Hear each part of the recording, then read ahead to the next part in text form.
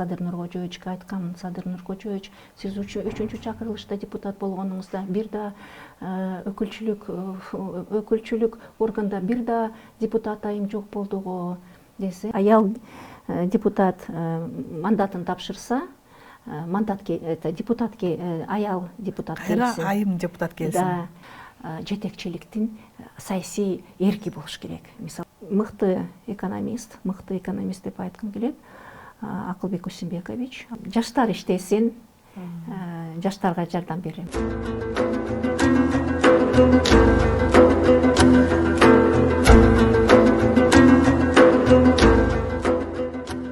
Саламатсыздарбы, урматтуу биздин Нагыз подкастынын көрүүчүлөрү. Бүгүн биздин коногубуз Жогорку Кеңештин 5 жана 6 чакырылышынын депутаты, Айымдар Кеңеши коомдук бирикмесинин төрайымы Айнуру Алтыбаева болмокчу. Саламатсызбы? Саламатсыздарбы. Убактыңызды бөлүп келгениңизге биз ыраазычылык билдиребиз алгач. Анан айтсаңыз, азыр эмне менен алек болуп атасыз? Учурда Кыргыз Республикасынын Улуттук Илимдер Академиясында иштеп жатам. Бир топ ошо илимий иштердин үстүндө иштеп жатабыз. Өзүбүз бир Тагыраагы командабыз бар. Негизи бул мамлекеттик жана муниципалдык изилдөөлөр, экспертиза маселелер боюнча иштеп жатабыз. Ушул илимий иштер боюнча биздин Илимдер Академиясында Мамлекет жана укук институтунда ушул багытта көптөгөн изилдөөлөрдүн үстүнөн иштеп келатабыз. Акыркы изилдөөңүз кандай болуп атат? Акыркы изилдөөлөр бул өзүңүздөргө жакшы маалым болгондой, азыр учурда Кыргыз Республикасында административдик территориалдык реформа өтүп жатат. Ушул боюнча көптөгөн биздин мыйзамдардын үстүндө, ушул мыйзамдардын экспертизасын жүргүзүп, ушул маселелердин үстүндө иштеп жатабыз. Анан кийин негизи бул көбүрөөк мисалы үчүн министрлердин кабинети менен президенттин администрациясында, Жогорку Кеңеште бир топ ушул нормативдик укуктук актылар алынат, ошол боюнча экспертизаларды жүргүзөбүз. Негизи мен ойлойм, ушул биздин ар бир мамлекеттин өнүгүшү ушул билим жана илим негизинен фундамент болсо, ошондо бир мындай туруктуу өнүгүү болот деп эсептейм. Ошон үчүн азыркы биздин институт, Мамлекет жана укук институтунда аябай көп ушул изилдөөлөрдү жүргүзүп жатабыз. Өзүңүз мурун саясатчы болуп, Жогорку Кеңештин 2 жолку чакырылышында депутат болдуңуз эле. Анан бул жолу эмне үчүн депутат болбостон ошо илимдер жака кеттиңиз? Ошонун себебин? Же депутат болуп жүрүп бир кандайдыр бир мыйзамдарда мүчүлүштүктөр бар экенин сезип, ошол жактан бир пайда алып келейин деген ойлор болдубу? Илимий иштер менен негизи мен көп жылдан бери ушул Жогорку Кеңеште депутат болуп да иштеп атканда дагы көбүрөөк ушул мен айткандай ар бир мыйзамдын негизги концепциясы ушул илимий жагынан изилдеп, ушул эң негизи мындай керектүү изилдөөлөр өткөзсөк, анан кийин ушул бир топ экспертизадан өтсө, мына 5 чакырылышта биз ушул Жогорку Кеңештин регламентке дагы бир топ экспертизаларды киргизгенбиз. Мисалы үчүн укуктук экспертиза, анан коррупцияга каршы экспертизалар болот, экологическая экспертиза, гендерная экспертиза дегелерди киргизгенбиз. Ошон үчүн мен ойлойм, негизги ушул ар бир мыйзамдын пайдубалын негизги ушул илимий багыт менен, илимий изилдөөлөр менен мындай иштеп чыгыш керекпиз. Анткени 5 чакырылышта биз ушу Жогорку Кеңештин курамында дагы ошондой илимий бир центр, борборду түзгөнбүз. Ушул мыйзамдарга менимче ушул борбордун дагы мындай пайдасы бар деп эсептейм. Анан сиз берген интервьюларыңыздын биринде айтып турсуз эле да, бир мандаттуу шайлоо туура эмес болуп калат, ал жерде жалаң гана байлар келип калат деген пикириңизди билдирген экенсиз. Бул сиз баягы илимий негиздерге таянып айттыңызбы же практикагабы? Туура эмес, бул маселе боюнча дагы кененирээк айтсам болот.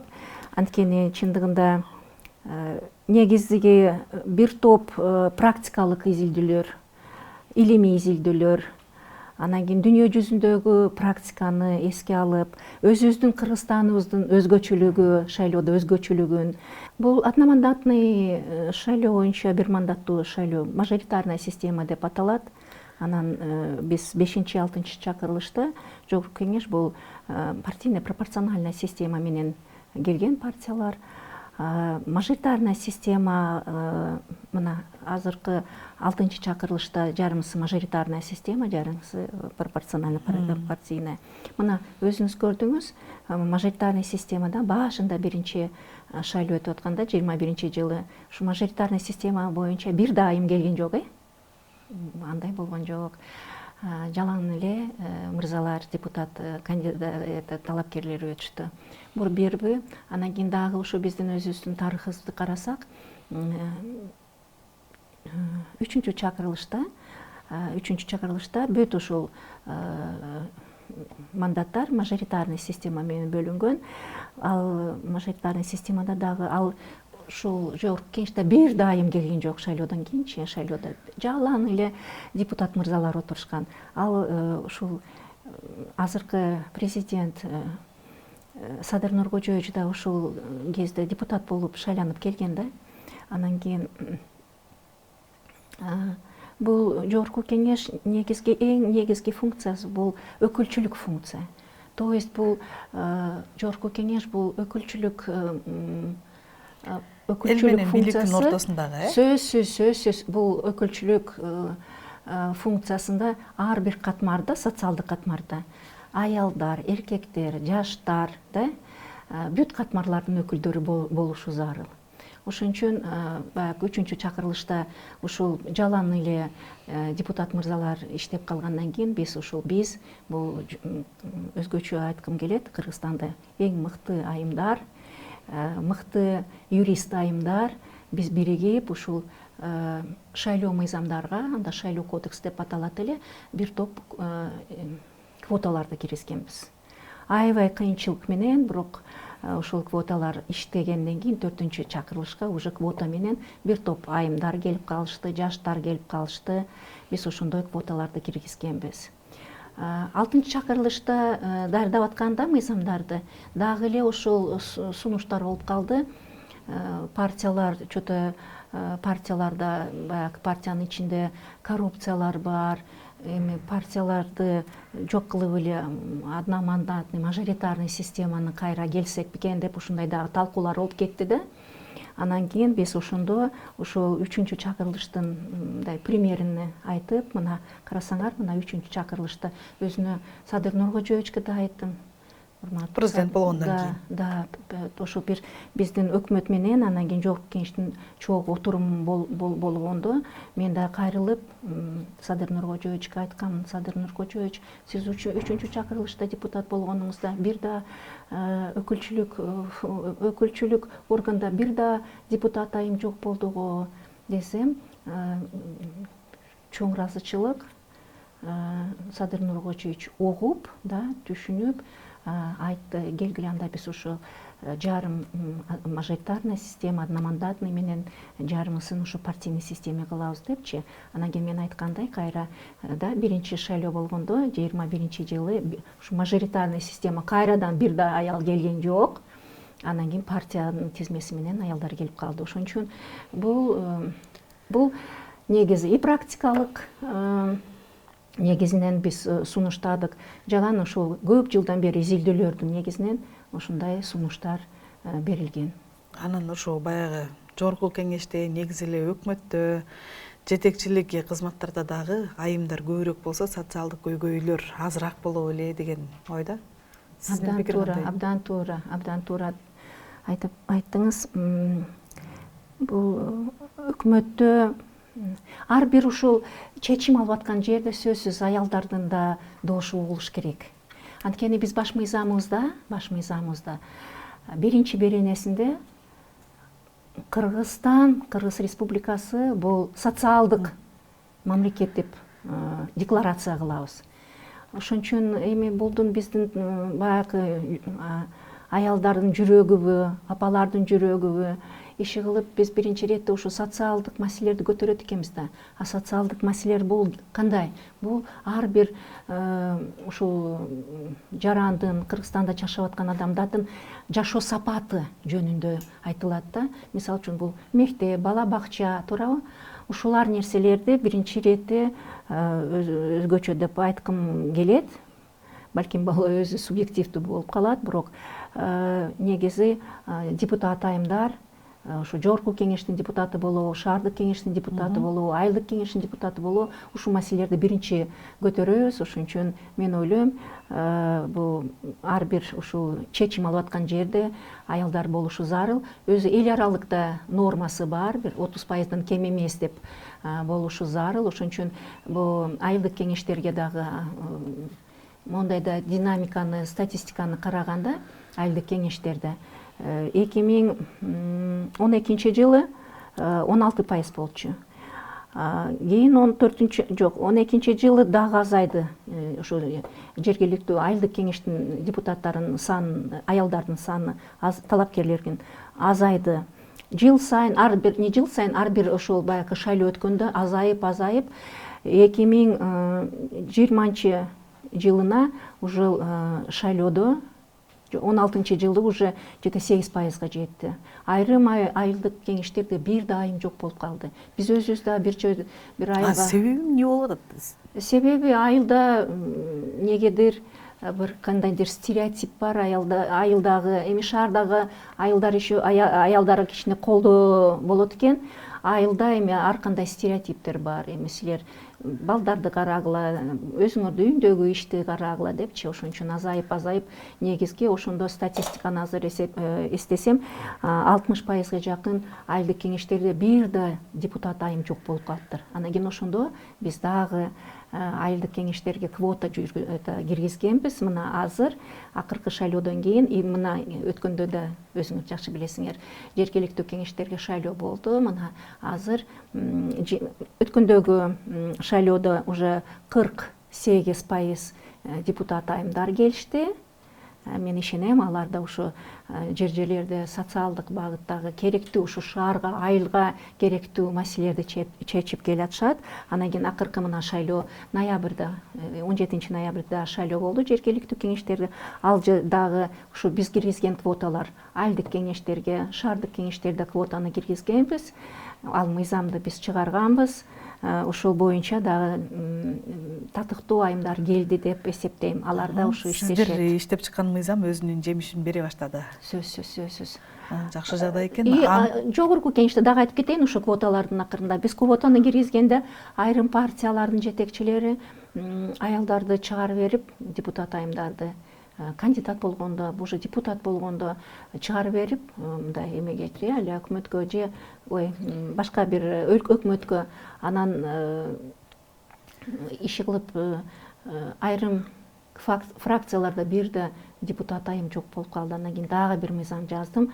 Ал мыйзам депутат эркек депутат мандатын аял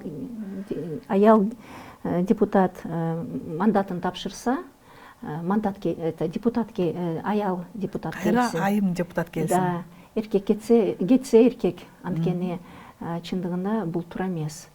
Дагы бир жолу айтып коеюн, өкүлчүлүк органдарда сөзсүз эмеде депутат айымдар болуш керек. Анан жогоруда айтып өттүңүз го, жанагы айылдагы аялдар жанагы балким басымдын негизинде эле болбой калды деп. Бул деле баягы гендердик зомбулуктун бир түрүбү? Жана үйдө эле отур, сен баланы эле кара. Ооба. Баягы гендердик зомбулуктун ар кандай түрөлөрү бар. Психологиялык, физический, да, психологический. Ошон үчүн биз ойлойбуз, бул маселе боюнча дагы бир мындай чындыгында орчундуу ошон үчүн бизде эми Кыргызстанда сонун мыйзамдар жазылган, баягы эч мындай бийик мындай экспертный мындай биздин эксперттер, юрист айымдар аябай күчтүүлөр, жакшы мыйзам жазылган, бирок ушул ишке ашырганы көбүрөөк иштегени кичине мындай эмелери бар. Мен ойлойм, что бара эми ишенем, жакшы мыйзам, алар иштеш керек. Өзгөчө азыр дагы бир айтып кетип турган нерсе, бул дагы мыйзамдар бар, квоталар бар, бирок ушул жердечи аялдарды сиз өкмөттү деп айтып атпайсызбы? Бул жерде дагы бир абдан маанилүү маселе бар. Жетекчиликтин саясий эрки болуш керек. Мисалы үчүн назначенияда министрлерди көбүрөөк назначение кылып, министр, губернатор, аким, да, ошодо жетекчиликтин саясий эрки болуш керек. Ошон үчүн мен азыркы эми учур менен пайдаланып дагы президентке ыраазычылыкты билдирем. Мына президент чоң азыр долбоорго колдоп, кол койду. Бул женское лидерство, по женскому лидерству. Мына өткөндө бир 2 жума болдубу, магистратура, аялдардын эмеси лидерство боюнча магистратура ачылды.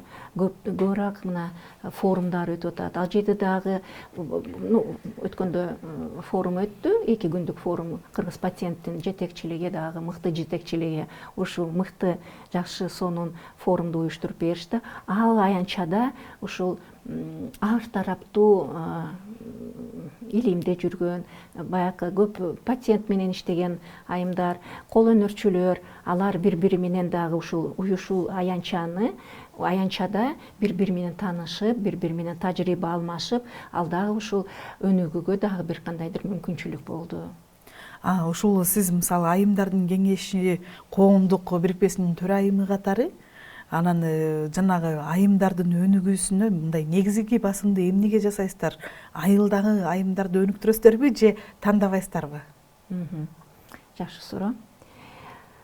Кыргыз Республикасынын аялдар кеңештери бул мурда совет орунда женсовет деп аталат эле. Аны эми сиздер жашсыңар, бирок бул аябай күчтүү уюм эле, да, женсоветтер. Бирок азыр биз Кыргызстан эгемендүү мамлекет болгондон кийин аялдар кеңештери деп юридикалык каттоодон өткөнбүз. Биз негизги ушул жергиликтүү бийлик менен иштешет биздин айымдарчы. Анткени бул дагы абдан маанилүү экен. Жергиликтүү Кыргызстанда азыр 2 тип күчтүү бюджет да. Баягы жогорку кеңеште бюджет каралат, жалпы Кыргызстан боюнча. Анан ар бир ушул экинчи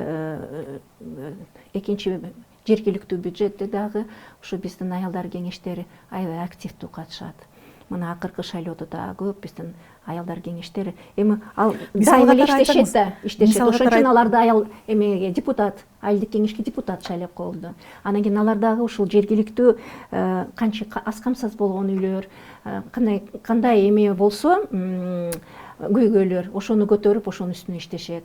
Анан мен ойлойм, ушул биздин аялдар кеңештери көбүрөөк ушул жергиликтүү бийлик менен иштешип, ушул жергиликтүү маселелерди чечкенге аракет кылышат. Сизге жеткен маалыматтар боюнча ошо жергиликтүү кеңештерде эмне маселе экен эң көйгөйлүү деп эсептелген? Айымдардын арасында деп атам да. Айымдардын арасында эмне, бирок биздин ар бир эмебиздин мандатыбыз бар да. Биздин мандатыбызды бул негизги үй бүлөлүк зомбулук. Аз камсыз болгон үй бүлөлөр менен иштейбиз. Акыркы мына 1 жыл болуп калды, туура тамактануу, ал дагы бир чоң эмедеги маселе экен. Туура тамактануу.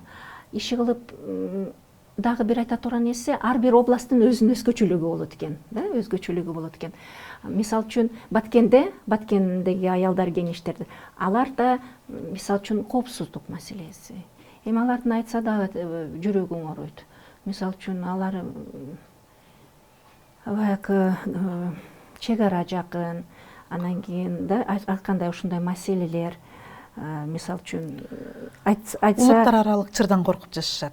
Ошондойбу? Эми чет мамлекеттен, чек арадагы маселелер бар да. Анан кийин айрым областтарда мисалы үчүн баягы өзгөчө ар бир областтын өзгөчөлүгү бар да. Мисалы үчүн ар бирин айта кетпейсизби анда? айтып кетейин анда. Мисалы үчүн Ошто бир чоң мындай көйгөй бар болчу, алда чечилди. Чечилген маселелерди айта берейинчи. Анткени мына Сирияга ушул статистика боюнча да карасак, эң көп ушул Сирияга кетип калган балдарын, биринчи күйөөлөрү кетип, анан кийин өздөрү аркасынан аялдары балдарын алып кетишти. Ошол маселе болчу. Андан кийин бара биз ушул маселе боюнча жергиликтүү аялдар кеңештери иштеп, ушул түшүндүрүү иштерди жүргүзүп, ушул бийликке жеткизип, ушул маселелерди чечилгендей болду. Андан кийин бир кандайдыр бир үй бүлөлүк зомбулук, ал үй бүлөлүк зомбулук ар бир областта бар. Бул үй бүлөлүк зомбулук ар бир мамлекетте да бар. Бир Америка болобу, Европа болобу, үй бүлөлүк зомбулук болот экен.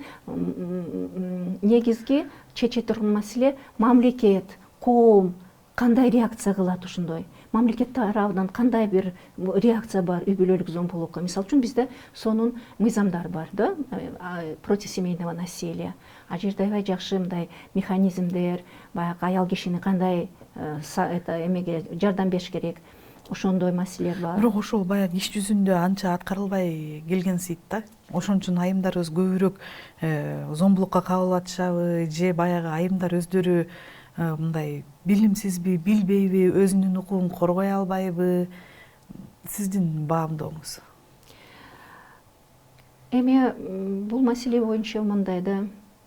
Негизги бул зомбулукту эң мындай фундаменти үй бүлөдөн башташ керек да, үй бүлөдөн баш керек. Могу зомбулукту кылган эркек бул үй бүлөдөн башталат да. Ошон үчүн биринчи үй бүлөдө тарбия да, ошону.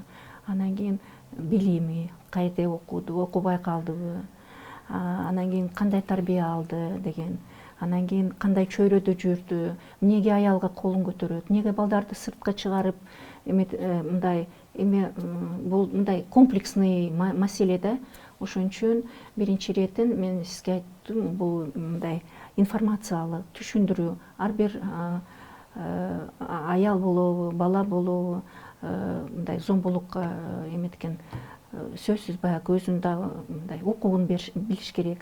Анан кийин азыр ушул мыйзамдарда мындай механизм, жакшы механизм бар да, так билинет, каяка чыгыш керек, мисалы үчүн зомбулук болгондо, кимге кайрылыш керек. Мына аялдар кеңештери мындай бир үй бүлөдө зомбулук болгондо бир зөөкүр келип, ичип алып мас болуп келдиби, аялын уруп согуп, балдарын тыйып сыртка чыгарып койдубу, биринчи ким келет?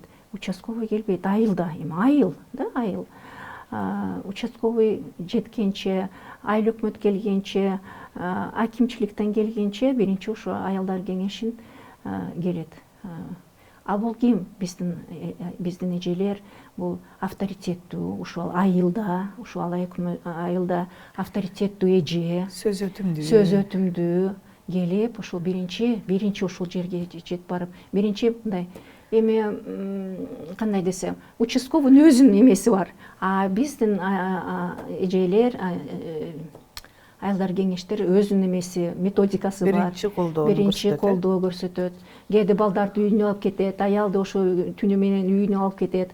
Эртеси тиги барып айтат, сен атаң ушундай киши эле, жакшы киши эле, апаң моундай киши эле, сен кандай болдуң деп. Эми ар түрдүү өзүбүздүн кыргыздын менталитетине жарашса биринчи ошону жасат. Анан кийин болбой калса, анда уже участковый, анда уже баягы ар кандай акыркы мындай эмелер боюнча дагы, мыйзам боюнча баягы зөөкүрдү күнүгө келип ушундай кыла берсе, уже даже үйүнөн чыгарганы да ушу мыйзамга ушинтип жазылган.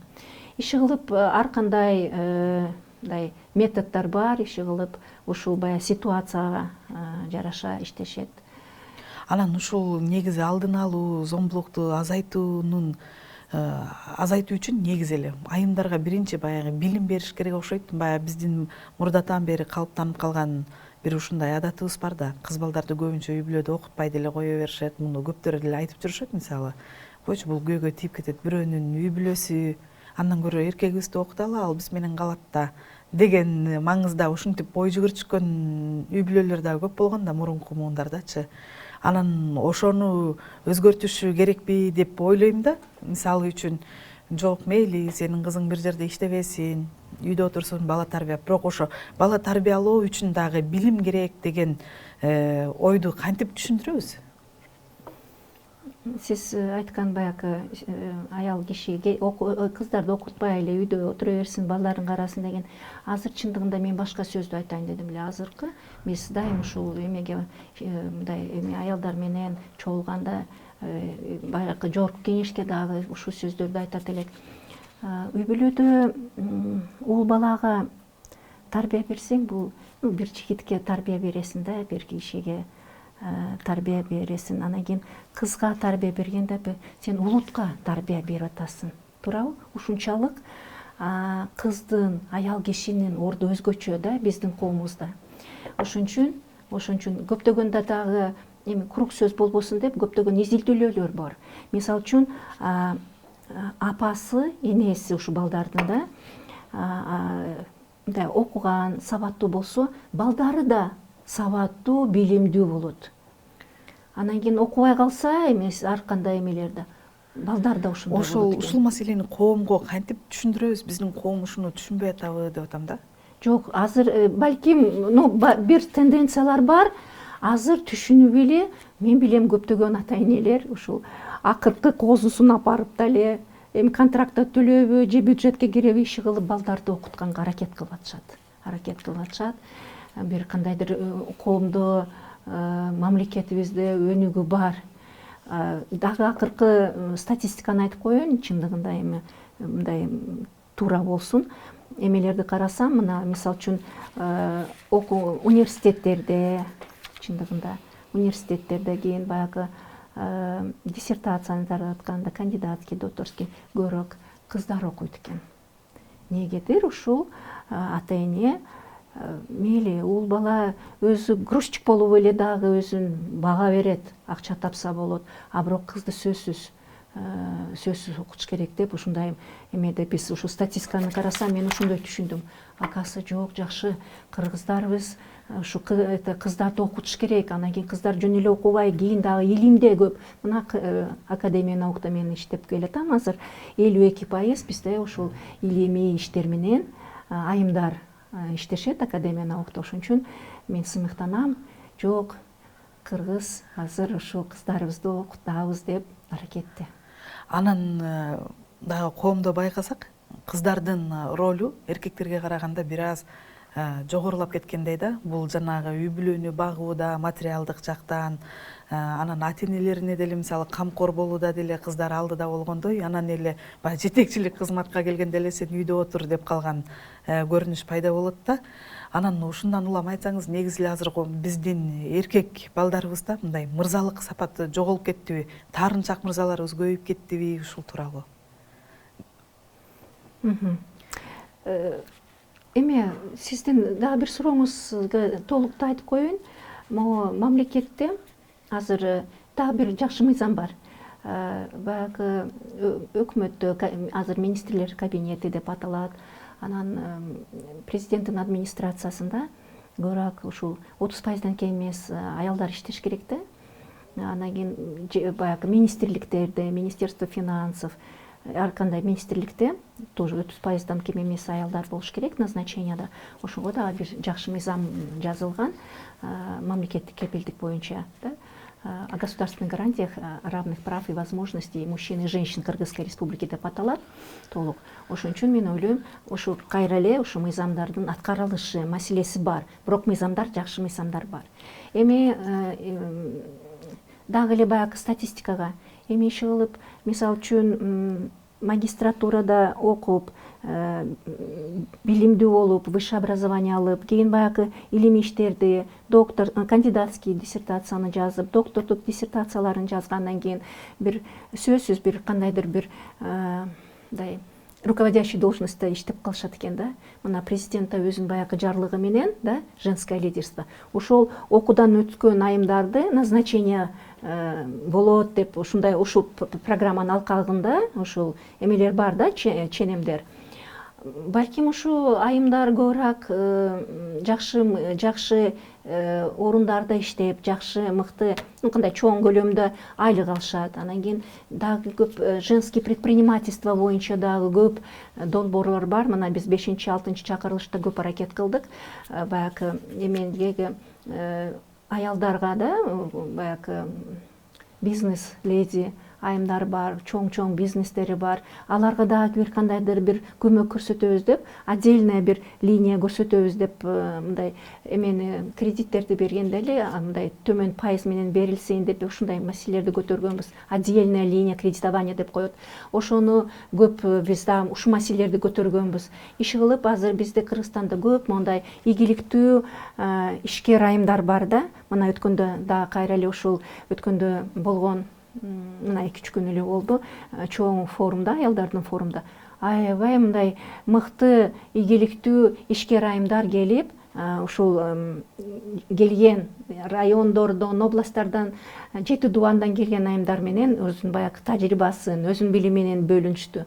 Балким ушул айымдардын биздин жүрөгүбүздө баягы биз мисалы үчүн ушул бизнесте кичине акча тапса, мисалы үчүн эми айтпайм, эркектерди күнөөлөбөйм, балким эркектер бир чоң иномарка алам дейт. Аял киши ушул акчаны үй бүлөгө, балдардын окуусуна, да, же ушул балдардын ден соолугуна иши кылып, үй бүлөнүн өнүгүүсүнө аракет кылат да, ошо тапкан акчасын. Ошон үчүн мен ойлойм, мисалы үчүн мен айткым келет, балким аялдар ушул саясатта, анан кийин баягы ишкерликте мындай аябай ийгиликтүү болуп, мындай мыкты болуп келатышат. Анан могу гендердики зомбулукка карата да атайын акция уюштурулду. Андан кийин Ички иштер министрлиги дагы 10 айдын жыйынтыгын чыгарып, анда ошо айымдарга карата зомбулуктун саны 37%га көбөйгөнүн айтты да. Анан сиз айткандай жанагы мыйзамдар сонун жазылган, мыйзамдар деле аябай катаалдашып атат. Бирок ошого карабастан эле баягы көрсөткүч, жогорку көрсөткүчтү көрсөтүп атат да. Анан ушул жерде мисалы зомбулуктун көбөйүшүнө айымдардын кандай салымы бар? Биз мисалы эми ошол азыркы зомбулук көрсөтүп аткан мырзаларды тарбиялаган ата-энелердин катасынан келип чыгып атабы? Ошолорду туура эмес, мисалы билими жетишерлик деңгээлде эмес апалар тарбиялап калдыбы? Деги эле учурдагы мырзаларыбыз эмне үчүн майдаланып кетти? Мисалы кыздар менен эрегишип, мисалы кыздар менен айтышып, урушуп, алар деген мисалы мурун биздин ата бабаларыбызга келсек деле кыздарды аябай мындай алдестеп, бапестеп караганда, бул айым, бул кыз, бул биздин коногубуз деп мындай алаканга салып баккан болчу. Азыр болсо тескерисинче мындай тебелеп, сыйлабай деле койгон учурлар болот. Мисалы элементардык эле, мисалы коомдук транспортко чыксак деле өзүнөн улуу айымга эмес, тең айымга эмес, өзүнөн улуу же болбосо кош бойлуу айымга деле орун бошотуп берген мырзаларды көрбөйсүң да. Бул эмненин негизи?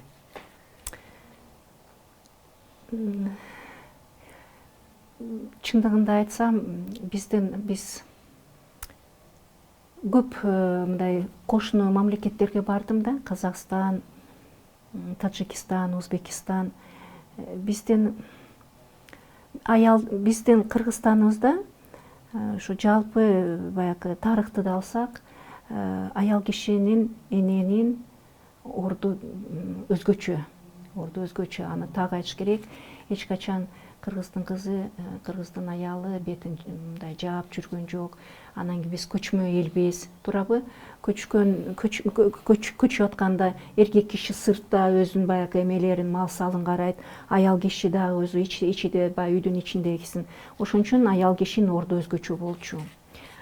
Азыр баягы зомбулук боюнча сиз сурап атасыз, негизги пандемияда өтө баягы эмелер, эркектер да, аялдар, фабрика, заводдор, иштеке эмелер, ишканалар туруп калбадыбы, иштебей. Ошондо статистика аябай көбөйүп кетти. Үй бүлөдөгү зомбулук балдарга, аялдарга, баягы ата-энесине. Чындыгында бул дагы, наверное, эркек кишилердин, ошо үйдөгүлөрдүн мындай психологиясы ошол пандемияда өзгөрдүбү иши кылып. ошондо чын сиз туура айтып атасыз, статистика аябай зомбулук аябай көбөйүп кеткен. Эми мен пикирим, балким бул субъективдүү пикир, бул зомбулук бул ар кандай бир мындай комплексный, ар бир үй бүлөдө өзүнчө аял киши, эркек киши же экономический бир себептер менен да аз акча таап келдиң же көп акча таап келдиң же мындай алкогольдук ичимдиктерди же дагы эми ар кандай объективдүү субъективдүү маселелер болсо, анан кийин бир мондай бир эмеге мындай бир линейкага коюп койсок болбойт. Ар бир үй бүлөнүн өзүнчө эмеси бар. Ошон үчүн мен дагы эле айткым келет, өзү бул маселе боюнча мамлекет тарабынан, коом тарабынан, даже керек болсо ушу жандагы кошунулардын да эмелерин кайдыгерлиги болбош үчүн иш кылып бул маселе мындай комплекстүү караш керек. Сиз өзүңүз уулдарыңыз барбы? Уулум бар. Ошолорго мисалы кандай тарбияны, эмнени карманып тарбия бересиз? Балким сиздин айткандарыңыз кимдир бирөө үчүн жакшы бир кеңеш болот. Канчада сиз жанагы илимде, анан практикада баардыгын айкалыштырып жүрүп, тажрыйбаңыз көп да бул жааттачы. Эмнени эске алыш керек чыныгы мырзаны тарбиялап чыгаруу үчүн? Мен Кудайга шүгүр деп айткым келет. Чындыгында балдарга мен өзүм тажрыйбамды айтайын. Балдар бул бизбиз. Уулум атасын карап, туурабы? Кызым менден мындай менин баскан турганым Балдар ата эненин көчүрмөсү. Ошол да. Ошон үчүн мен кайра эле баягы абдан ар бир коомдо, ар бир мамлекетте үй бүлөлүк баалуулуктарга көбүрөөк басым коем. Ошон үчүн баягы 5-чакырылышта үй бүлө күнү деп киргизгенбиз. Бул менин мыйзамым, День семьи депчи. Ошо биз эми кыргыз болгондон кийин биздин тойлорубуз негизи 24-сентябрда, сентябрда малыбыз тоодон келет, ошон үчүн тойлор көбүрөөк болот. Ошо 24-сентябрь биздин ушул жогорку кеңештин мыйзамы менен, чечими менен ушул киргизгенбиз. Үй бүлө баалуулуктары аябай маанилүү. Анан үй бүлөдө бүт бала, адам, инсан катары да негизи ушул үй бүлөдөн калыптанат. Ушул эң башында ушул ата эненин тарбиясынан. Жакшы. Эми саясат темасына кайра келсек, саясатта жүргөн айым катары, депутат катары учурда мисалы ар ким, мисалы саясаттагы бир орду бар адамдар Кыргызстандын экономикасы тууралуу, негизи эле мындай саясий абал тууралуу өздөрүнүн пикирин айтып атышат да. Алардын арасында Өмүрбек Текебаев дагы болду. Кыргыз экономикасы өсүү темпине түштү деген пикирлерин айтты да. Анан сиз дагы өзүңүз экономист катары айтсаңыз, Кыргызстандын экономикалык абалы кандай? Себеби айрым экономисттер айтып атат, ички карыз, тышкы карыз өсүп кетти деп. Ушул тууралуу мындай бир өзүңүз баамдап, изилдеп көрдүңүзбү? Бизде мындай бир сөз бар да. Экономика – это концентрированное выражение политики дейт. Бизде ушул Кыргызстаныбызда экономиканын туруктуу өнүгүшүн деп айтайын, туруктуу өнүгүшүн ар себептен байланыштуу. Чындыгында Кыргызстан мындай экономикада аябай маанилүү бул баягы ушул мамлекеттин мүмкүнчүлүктөрү. Мына мисалы үчүн деңиздин боюнда мамлекет жайгашканбы, кайсы жерде жайгашкан, ушул баягы улут мындай природный да, баягы ресурстар да, өзүбүздүн ички ресурстар кандай, алтыныбыз көппү, кандай ресурстар болсо ошого байланыштуу. Негизи ошондой көп системдүү караш керек бул мындай экономиканын туруктуу өнүгүшүнө. Учурда биздин экономиканын министрлердин кабинетинде мыкты экономист деп айткым келет. Акылбек Усенбекович менен биз да ушул 5 чакырылышта чогуу бир бюджет комитетинде иштегенбиз. Анан 6 чакырылышта дагы ушу баягы комтор боюнча комиссияда чогуу иштегенбиз. Иши кылып ушул ресурстар бар, ушул ички ар бир мамлекеттин ички ресурстан, биздин ушу Кыргызстандын ички ресурстары кандай пайдаланып атабыз, эффективдүү же эффективдүү эмеспи. Анан экинчи маселеси бул жаңы көбүрөөк мындай биздин азыр производство кандай багытта болуп атат. Акыркы статистика боюнча биз көбүрөөк баягы строительство боюнча аябай темптерибиз жакшы, ал жерден дагы иши кылып. Акылбек Усунбекович мурда дагы баягы салык системада иштеген, салык системаны да жакшы билет. Ошон үчүн мен ойлойм, мындай жетекчи катары, экономист катары азыр бир топ жылыштар бар, жакшы эмелер, показательдер бар.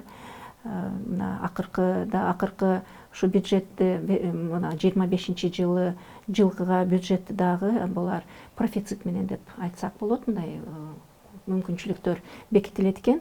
Ошон үчүн мен ойлойм, эми профицитти да көбүрөөк менимче ар бир мамлекет, негизги мен ойлойм как экономист катары, ар бир мамлекет өзүнүн мүмкүнчүлүгү менен жашаш керек да. Баягы бутуңду мындай мүмкүнчүлүгүңө карап бутуңдусун деп айтылат го. Ошон үчүн өзүбүздүн мүмкүнчүлүгүбүзгө карап, расходторду дагы ошого карап, анан кийин ошол доходный частьда дагы ошол мүмкүнчүлүк болгонча көбөйтүш керекпиз. Ошондо Кыргызстан азыр экономикасы өсүү деңгээлинде сиздин баамда? Эми азыркы отчет боюнча мына өткөн жумада министрлердин кабинетинин отчету каралды. Көп мындай жакшы жетишкендиктер бар. Ишенебиз, өсөт. Андан кийин дагы мисал үчүн бизде эми миграцияда көп жүргөн балдар бар. Алардын да эми ошолордун олорго карата саясатыбызды да караш керек. Анткени биз азыр ЕСтин мүчөбүз.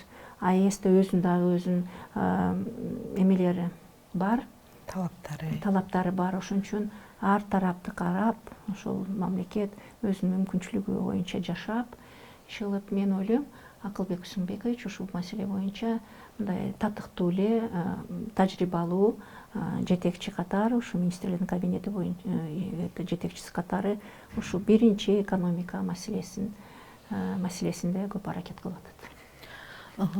Анан өзүңүздүн пландарыңыз тууралуу айтсаңыз, кийинки могу Жогорку Кеңештин депутаттарын шайлоого деле аз эле убакыт калды.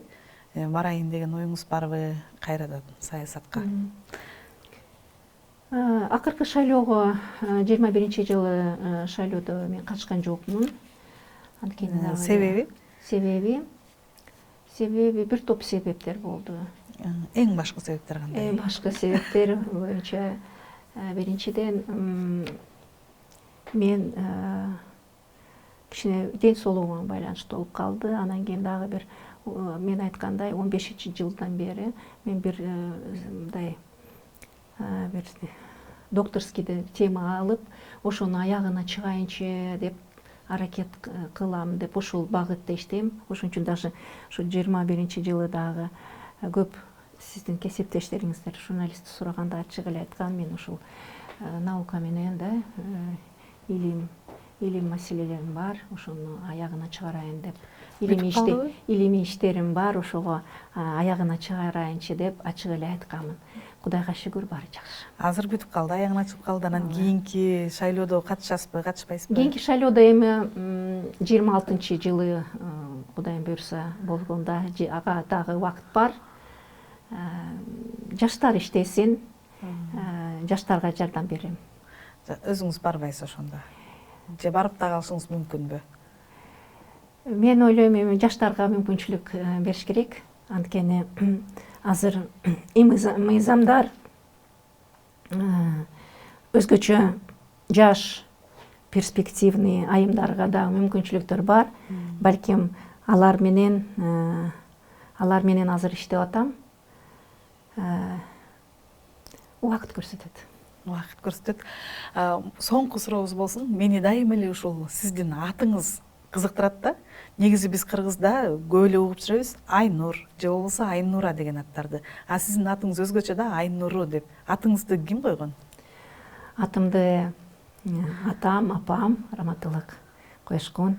Элдин баары эле суктанып окшот. Көптөгөн чалышат телефондон. Небирелүү болдум, сиздин атыңызды койсом болобу, уруксат бересизби депчи. Мен с удовольствием уруксат берем. Ошо жаңы төрөлгөн кызыбыз бактылуу болсун деп. Атым өзүмө да жагат. Анткени бул нукра кыргыздын аты. Айнура деген мисалы үчүн башында эми биз совет доорунда биз эми ЗАГСтарда негизги образованный деп орус улутундагы адистер иштеген экен да. Алар Айнуруну жазбай, эми туура эмес айтып атат деп Айнура деп жазып койчу. А бирок негизги ушу кыргызча нукра Айнур же Айнуру деп. Айнуру, Айсулуу деген ушундай аттар нукра кыргызча аттар. Анда эфир аягында сизге эркин микрофон берели. Рахмат. Мен негизги өзүм Кыргызстанды жакшы көрөм. Кыргызстанды сонун биздин элибиз да жакшы. Буну мен эмес, мына көп жерлерге, конференцияларга, анан кийин иш боюнча көп чыктым. Айымдарыбыз сонун, кыздарыбыз сонун. Баарыңарга, бардыгы ушул кыргызстандыктарга ийгилик каалайм. Ушу Кыргызстаныбызда дайым тынчтык, өнүгүү болсун, ар бир үй бүлөдө жакшылыктар болсун. Биз дайым балдарыбыз ата энеси менен сыймыктансын, ата эне балдар менен сыймыктансын. Ушу үй бүлөдө тынчтык болсун, үй бүлөдө жакшылыктар, өнүгүү болсо, мамлекетибизде да тынчтык, өнүгүү, өсүү болот. Ошон үчүн мен баарыңыздарга ушул өзүм сүйүктүү Кыргызстаныма дагы тынчтык, жакшылык, өнүгүү каалайм. Рахмат, ниетиңиз кабыл болсун. Урматтуу көрүүчүлөр, биз Жогорку Кеңештин мурунку депутаты, ошондой эле Аялдар Кеңеши коомдук бирикмесинин төрайымы жана коомдук ишмер Айнур Алтыбаева менен үй бүлө баалуулуктары, саясат, экономика тууралуу аябай кызыктуу маек курдук. Эгер сиздердин дагы сунуш пикирлериңиздер болсо комментарийге жазыңыздар. Биз өз дарегине жеткирүүгө аракет жасайбыз. Кийинки көрүшкөнчө аман болуңуздар.